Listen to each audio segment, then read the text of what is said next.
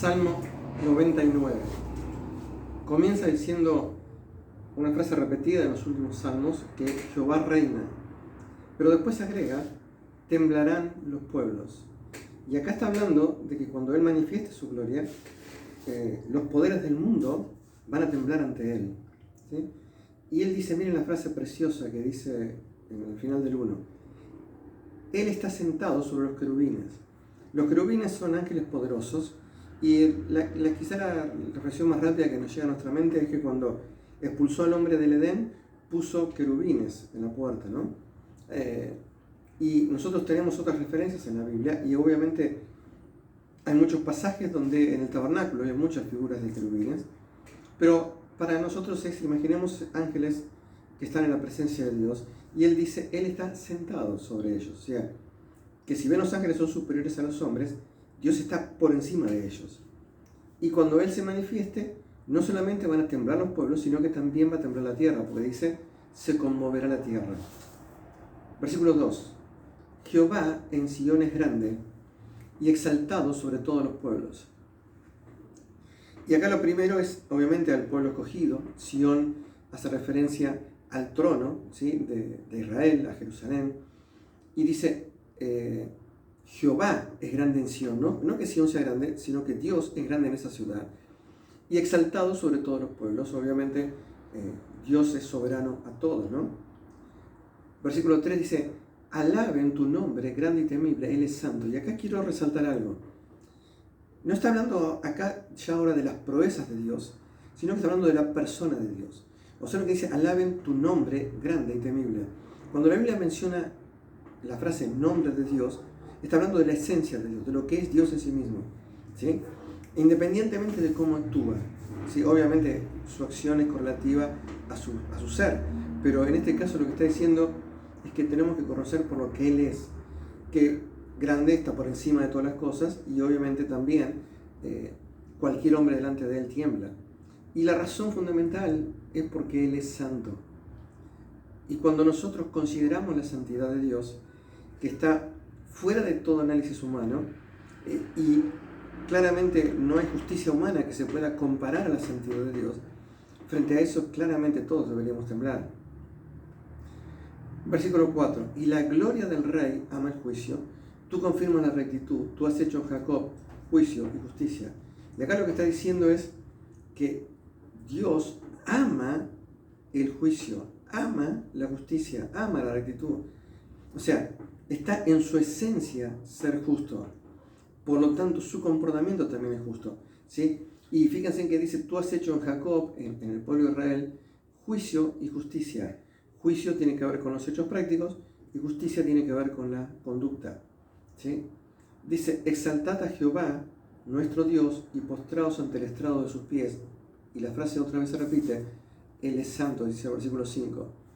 Y acá claramente lo que dice es, reconoced y poned a Jehová en el lugar que le corresponde, a su persona, a su santidad, a su justicia, a su poder.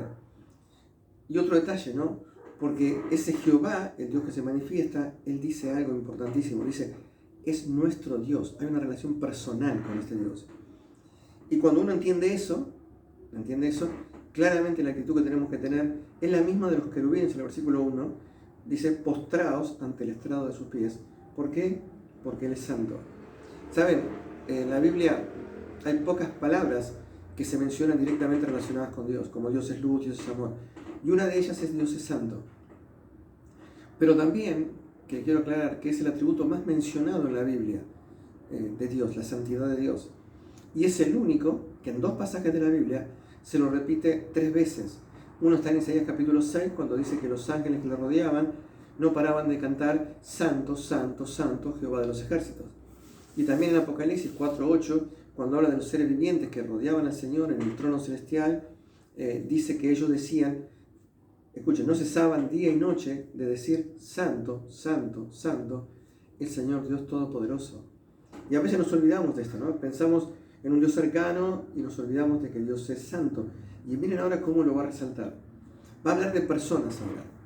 Y dice, Moisés y Aarón entre sus sacerdotes y Samuel entre los que invocaron su nombre. Conocemos quiénes son, ¿no? Moisés y Aarón son los líderes cuando el pueblo es rescatado de Egipto. Samuel es el profeta que trajo y que después nombró a David, o sea, es un profeta, y a Saúl también, obviamente, ¿sí? Así que son nombres muy conocidos en la Biblia. Pero dice que estos tres, y la relación dice, invocaban, escuchen lo que va a decir, ¿no? Invocaron, y al final dice, y le respondía, diciendo que Dios es terriblemente santo, pero que cuando alguien se acerca a Él y le invoca, Dios está dispuesto a entablar una relación. Pero, escuchen, antes de que digan algo, versículo 7, hablando de estos tres, dice, en columna de nube hablaba con ellos, guardaban sus testimonios y el estatuto que les había dado. Dice que Dios se les manifestaba en columna de humo, porque acordemos que en el Antiguo Testamento la gloria de Dios estaba velada, ¿sí? Pero ellos eran obedientes, o sea, invocaban el nombre de Dios y eran obedientes, porque dice, guardaban su testimonio y el estatuto que les había dado. Ahora, observen el versículo 8, y esto es claro. Dice, Jehová, Dios nuestro, tú le respondías, le fuiste un Dios perdonador y retribuidor de sus obras.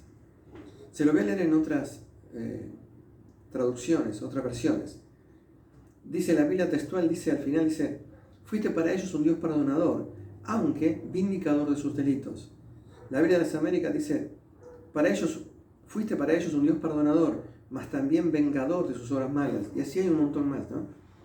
Donde, volvamos para atrás, ellos invocaban su nombre, Dios les hablaba y les respondía, ellos obedecían, y claramente dice, guardaban sus estatutos, pero aún en esa condición, acuérdense que Dios es 3 veces santo, necesitaban tener un Dios perdonador, porque también se equivocaban y también pecaban.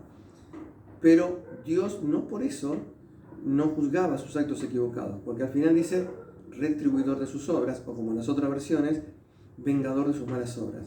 O sea, estos grandes hombres de Dios también cometían errores, también Dios los castigaba para guiarlos y conducirlos, y obviamente Dios los perdonaba y por eso podían tener esa relación. Cuando uno ve todo esto, acuérdense en el 3, en el 5 y ahora en el 9 lo voy a repetir, que Dios es santo, ¿sí? Que Dios es poderoso, pero también dijo que había hombres que se pudieron relacionar con Él, mostrándonos que también nosotros podemos invocar, obedecer, aceptar su reprimenda cuando nos equivocamos, porque Él siempre es un Dios perdonador. Obviamente cuando comprendemos eso, podemos unirnos al versículo 9, donde dice, exaltad a Jehová nuestro Dios y postraos ante su santo monte. ¿Por qué? Porque Jehová nuestro Dios es santo. Y acá lo que tenemos claramente es que tenemos que acercarnos y adorarle, ¿sí? A Él porque Él es santo, porque Él está en un monte santo, ¿sí? Pero gracias que es un Dios perdonador, gracias que es un Dios que enseña, da los estatutos, cuando nos equivocamos como un Padre amoroso nos corrige y nos protege, porque Él quiere que le invoquemos y Él quiere comunicarse con nosotros. Jehová reina, comenzó, está sentado en el trono y ese es el Dios que quiere comunicarse con vos. Que el Señor me bendiga. Salmo 99.